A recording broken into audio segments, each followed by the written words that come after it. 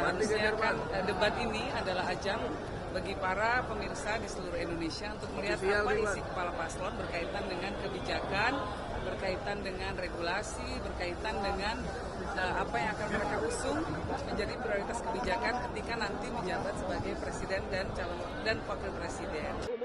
Semoga hasil dari debat keempat ini dapat menjadi bahan pertimbangan Anda untuk menentukan pemimpin masa depan. Ya, dan selanjutnya kita akan menyanyikan lagu Bagimu Negeri.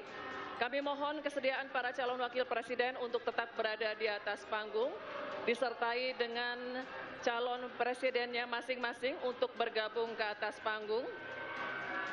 Baik, kami juga ngabisin.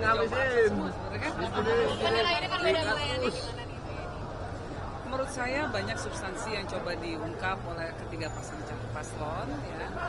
Baik sebetulnya secara umum, walaupun ada satu dua masalah ketika berkaitan dengan sikap. Jadi seharusnya kan debat ini adalah ajang bagi para pemirsa di seluruh Indonesia untuk melihat apa isi kepala paslon berkaitan dengan kebijakan, berkaitan dengan regulasi, berkaitan dengan apa yang akan mereka usung menjadi prioritas kebijakan ketika nanti menjabat sebagai presiden dan wakil presiden. Nah, agak sedikit disayangkan sih bahwa kemudian suasananya menjadi sedikit rusak ketika ada persoalan cara menyampaikan debat yang tidak sesuai dengan norma kesopanan di Indonesia.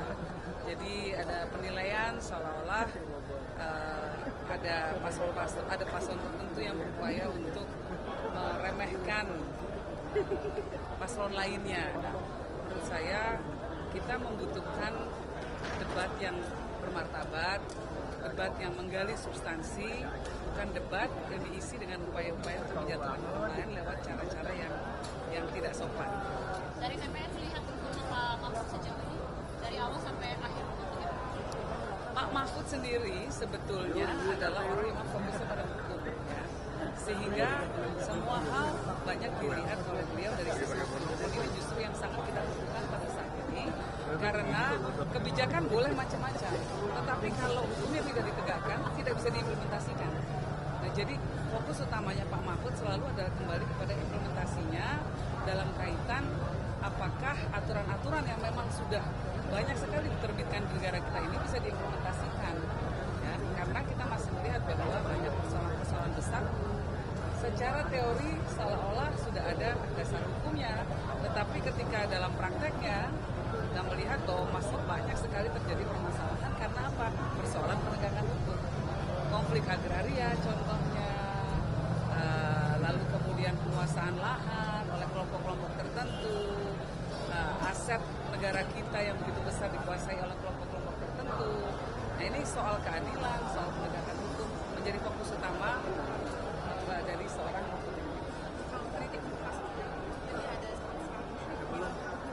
itu. Kita berharap bahwa debat ke depan itu betul-betul mendidik, baik secara substansi maupun secara etika. Kita menunjukkan bahwa usia berapapun itu tetap bisa menghargai orang lain, dan bahwa rakyat Indonesia juga membutuhkan toladan soal sikap, toladan dalam hal penyampaian ekspresi yang positif dan sehat, dan toladan dalam hal memperlakukan orang lain dengan rasa hormat. Pemimpin kita harapkan ke depannya adalah orang-orang bisa menunjukkan, bisa berekspresi di ruang publik, tidak menjatuhkan orang lain, tanpa perlu secara sengaja menjatuhkan orang lain.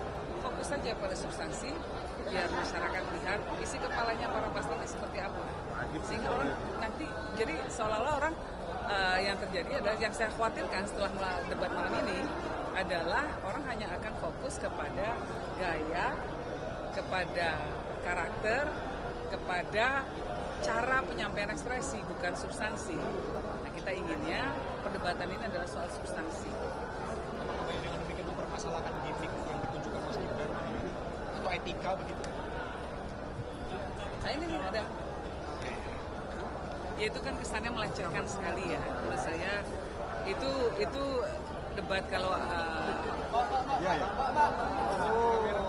Dan nggak perlu seperti itu karena tokoh-tokoh yang ada adalah tokoh-tokoh yang sudah dianggap layak oleh publik untuk menjadi wakil presiden, dan sehingga adanya rasa saling hormat, ekspresi yang penuh hormat itu menjadi penting sekali untuk ada dalam debat malam ini.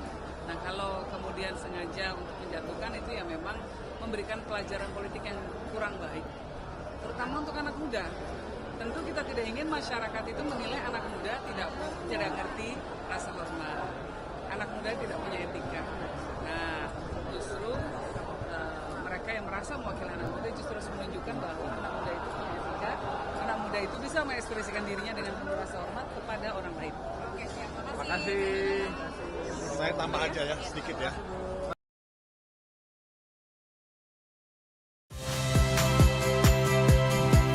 Saya Cynthia Rompas. Saksikan program-program Kompas TV melalui siaran digital, pay TV, dan media streaming lainnya. Kompas TV, independen, terpercaya.